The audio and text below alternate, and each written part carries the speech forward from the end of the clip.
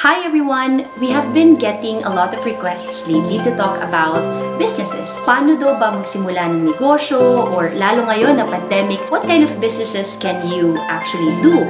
What are the things that you should also keep in mind as you start a business? These are very wonderful requests and we will be talking about that in the future. But before we tackle how to be successful, how to make it in businesses, let me share to you some business mistakes to avoid.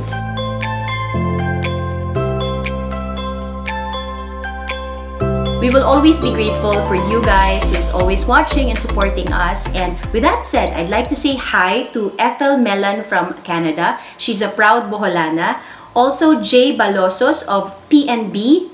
And then Sandra Alinsug of Hamburg, Germany. And then Trixie Cool of Taguigaraw City, Cagayan Valley. Ayan, si Trixie palagi ding nagko-comment. She's also a mom. So, thank you Trixie. And to everyone out there who's always watching, maraming salamat. So, let's go back. We will be talking about business mistakes. And these are actually the mistakes that I've made along the way. Especially, I started doing businesses when I was young. These mistakes, kaya ko talaga naisip na mas mainam na sabihin ko to because, you know, it's easy to say that, oh, sige, let's start a business. Madaling pumasok pero mahirap lumabas. Minsan may mga friendship na nasasakripisyo, so it's really important to learn from mistakes. I have made mistakes along the way, and the reason why I want to share it because I think lessons are for free anyway, experiences as well, para din kung kayo, may plano kayong mag-start ng negosyo, ay matuto din kayo sa mga mistakes ko, and hopefully sabay-sabay tayo na talagang maiwasan ng maulit yung mga mistakes na to. So these are the business mistakes that I did. Number one, thinking that all businesses are great ideas. Especially when you're young, may mga kaibigan ka, or you meet people and they say, oh,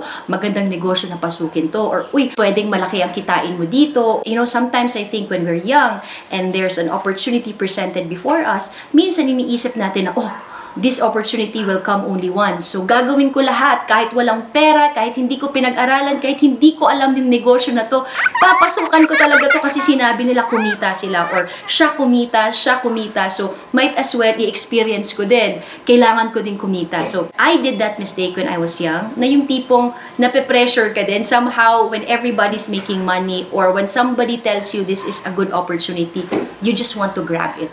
And sometimes, while all businesses are, you know, ideas, not all of them are actually good. Because again, this is of so many factors. Yung target market mo, diba? How the economy is doing, anong klaseng product ba yan? Is it a need or is it a want? Yung lesson na napulot ko doon, na ina-apply ko na ngayon is, when there are people presenting business opportunities na, uy, maganda to, maganda yan. So, I don't immediately say, yes, sige, game, pasok ko. I really take my time to think about it. I'm not shy to say no if I see that that business is something that won't really do me any good, would actually do more harm than good. So, I would really and politely say no. The second business mistake that I made is letting my emotions control my decisions. When you're emotional, then you're not really thinking as clearly because sinusunod mo na lang. If you're hurt or nasasayangan ka, say for example, nakikita mo no, na yung negosyo mo ay palugi na talaga ng palugi. The logical way or approach to that would have been,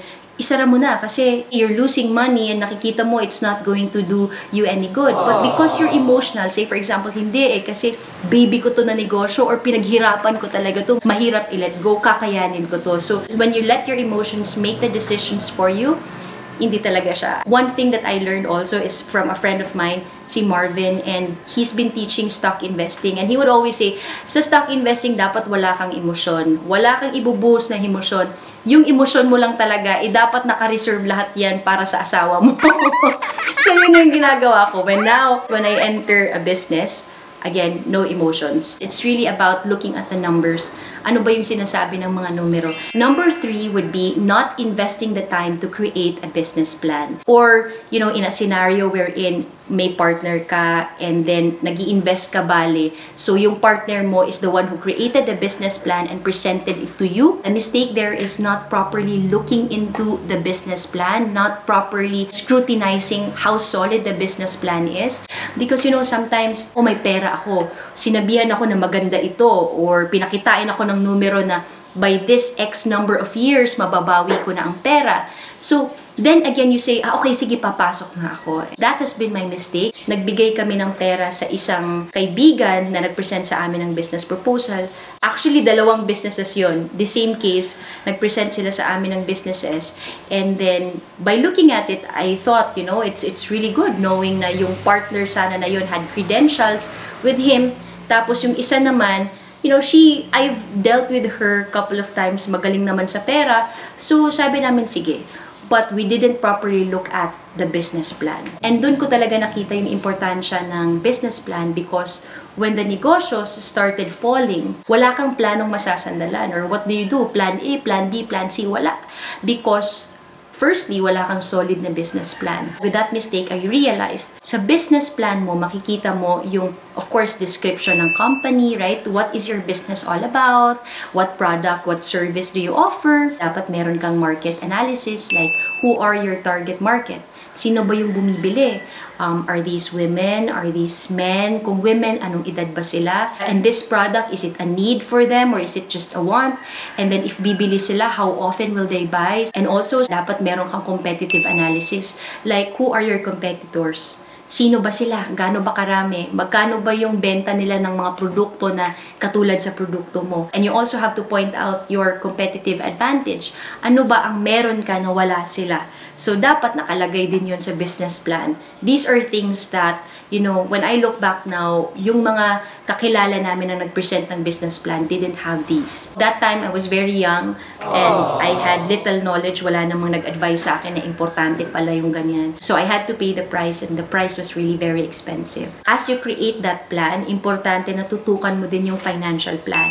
Kasi okay lang, halimbawa sinasabi nila kung magtatayo ka ng negosyo, o kailangan mo lang dito is say, example lang, 50,000 pesos. Pero yung 50,000 pesos, what do you mean by that? Is that capital only? What about yung maintenance? A lot of businesses, you know, first year, second year, hindi ka talaga agad kikita. What if magkaubusan ng funds? Saan kayo kukuha? The next business mistake to avoid is not making any market research. You know, may website ka na perfect mo na yung produkto mo na in the end, wala palang target market. This one I've learned from the same business na nagkamali kami. Actually, it wasn't a business I started. Nag-invest lang kami sa isang kakilala namin. It was a garment business, abaya basically. So, beautiful, beautiful designs. But then again, paglabas ng produkto, wala palang masyadong bumibili.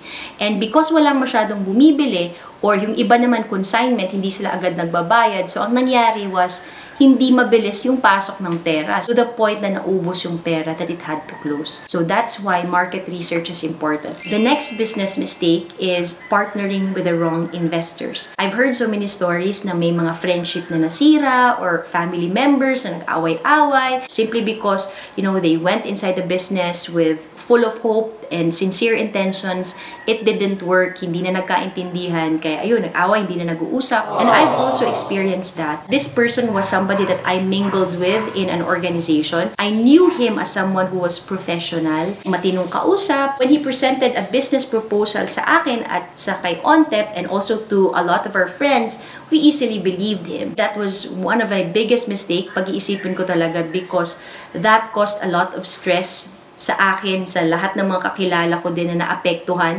when, you know, they invested money the same as I did. Because eventually that business failed. One lesson that I learned from there, kung merong tao na sasabihin sa'yo, oh, magnegosyo tayo. Regardless kung sino man yan, kung kaibigan mo man yan, or somebody you just met, or somebody you know for a long time, or maybe your family member, you have to look at the track record. Ano ba yung history niya? May experience na ba siya sa negosyo? Ano ba yung sinasabi ng mga nakanegosyo niya? And I had to learn it the hard way because those two businesses, investors lang kami ni TEP, hindi kami talaga yung nag-manage ng negosyo. First and foremost was partnering with the wrong people. A lot of businesses begin with great intentions, but then ultimately they fail. And why? Because of the people who run it. And with that said, I move on to my next business mistake, which is not putting it in writing. Yung mga kontrata or yung mga agreements. And I will go back to my example where nag-invest kami sa isang garment business. We know this person, mabait naman to. When it comes to money, talagang kahit piso ibabalik talaga. So we didn't even bother to put it in writing, right? Or hindi namin talaga nilakasan na o dapat manotarize yun. When things started to fall apart, part, doon ko na-realize talaga na medyo mahirap habulin pag hindi nakasulat. And I think sometimes that happens also. Halimbawa, yung may negosyo kayong magpipinsan or family members, right? Na parang wag na, kapatid naman, or also, wag na, pinsan naman yan, or kapamilya din naman yan. Okay lang yan, hindi na kailangang isulat. I haven't experienced that, but I've heard it from friends also, and from people that I know who really had friendships broken, and also, you know, family ties na nagkasira-sira talaga. Hindi na nila mahabol because walang kasulatan. As you enter into a business, of course, how you would look at it is gusto mo talaga siyang lumaki, gusto mo siyang lumago. So with that said, you must do things right. I would always say this, start things right. And having a contract or having an agreement is one of the ways for us to start right. Importanteng meron talagang kontrata kasi kung ano man yung mangyari, meron ka talagang babalikan, and that will legally protect you and also support you kung ano man yung mangyari. Next mistake would be not implementing a proper bookkeeping process. Ayan, so yung pag-record talaga ng finances. I've had that mistake. We were investors. Ang nakita naming problema, why it failed, was there was no proper bookkeeping process. Meaning, hindi talaga naka-reflect kung ano yung mga expenses. Oy, hindi na yan, okay na yan, hindi na kailangang isulat yan. Definitely an ingredient to failure. Kahit piso or 25 cents lang yan, it must be written down. Importante talaga na nakamonitor lahat yung expenses mo, yung costs mo, yung kita mo, dapat nakalatag talaga. Gaano man yan kalaki yung kinita mo, pero yung in and outs mo hindi mo natatrack. Your business has a high percentage of really not making it because again, as you run a business, money is an integral part. So, kailangan talagang nakalog siya ng maayos. And the last business mistake that I learned is underestimating the demands of a business. I read this somewhere, I forgot who said this, but enthusiasm is common, but endurance is rare. Lalo pag bago pa, full of passion, but then, endurance is rare. So, dito na sinasabi nila yung ningas kogon na okay sa simula. Sa gitna or sa huli, as in wala na talagang energy. As you enter into a business, how much of my time will be demanded of me? How much of my money will be demanded of me?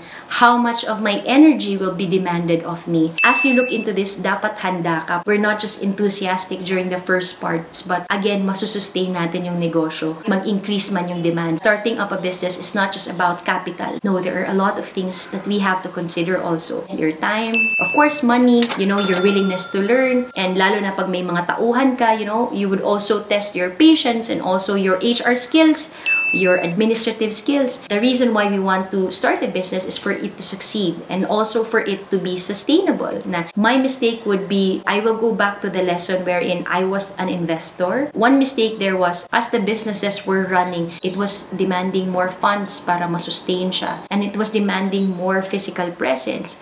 So, in the end, it didn't work because the people who were supposed to manage it, hindi nila naibigay yung mga demands. It's important. Kahit anong negosyo man yan, look at the demands of it. If you can say, kaya kong ibigay yung mga demands na to, then go for it. So there you go. To end, sa businesses, I believe that we will always make mistakes. As we make mistakes, we really have to learn from it. We're lucky if we get to learn from it for free. Nakikinig tayo sa mga advices from other people or mga experiences nila. But there are also mistakes na kailangan talaga nating pagdaanan. What's crucial there is na matuto tayo and we do something about it para hindi natin talaga ma-experience ulit. Hopefully, if you're somebody who's starting a business or somebody who is currently running a business, hopefully you get to learn from my mistakes, yung mga experiences ko. Let's learn together. Kung kayo naman ay may mga business mistakes also na talagang natutunan nyo, please feel free to comment down below. I would love to read them. I would love to learn from those mistakes also. Let's help each other. And to end, the world is our playground.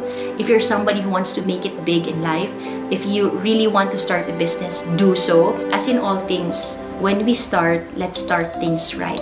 Because when we start things right, it has a higher chance of ending right.